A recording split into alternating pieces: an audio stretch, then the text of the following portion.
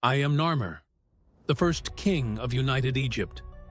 When I was young, I would listen to the Nile, its waters flowing through the land, as it told stories of people torn between the north and the south. The winds whispered of conflict, of kingdoms at war, and of a nation divided. In the south, we knew the power of the Nile, its fertile banks giving us life and prosperity. But in the north, there was only discord, as the cities fought for control. Even as a child, I dreamed of a strong Egypt, a land that would no longer be divided by petty kings. I dreamed of a united Egypt, one that stood as one kingdom, under one ruler, with one crown.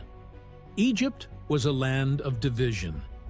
The south was blessed with the Nile's bounty, a fertile land where crops flourished, and the people lived in harmony with the river's rhythms.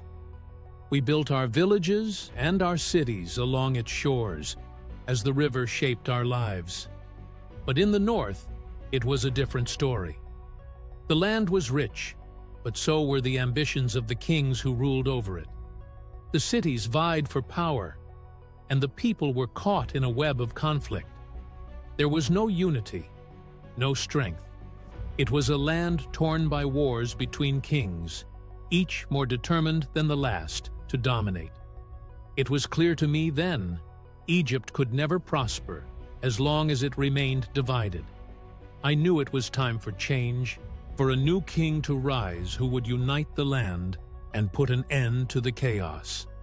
As the years passed, my resolve only grew stronger. I was no longer a boy dreaming of unity. I was a man who would fight to bring that dream to life. The time for diplomacy and peace was over. I knew the only way to unite Egypt was through strength. I began to gather a force, training the bravest warriors, the fiercest soldiers. Together, we would march towards the north, where our destiny awaited. My heart burned with a single purpose: to unite Egypt under one banner. But the path to unity would not be easy. The northern kings would not give up their power without a fight. So, I prepared my army for war. We trained long hours, mastering the art of combat. I met with my trusted generals, and we devised strategies that would bring us victory. With each passing day, the day of the battle arrived, and there was no turning back. I stood before my army, my warriors, the men who would help me realize our dream. They were no longer just soldiers. They were the embodiment of Egypt's future. Their eyes burned with the same desire that burned in my heart: to unite Egypt and bring peace to our land. I raised my hand, and the camp fell silent. We knew what we were about to face. This would not be a simple battle. It would be a turning point in history. Our swords would carve a new destiny for Egypt.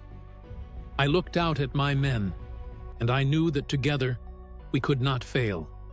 The northern kings may have thought they could stop us, but they underestimated the strength of a united people.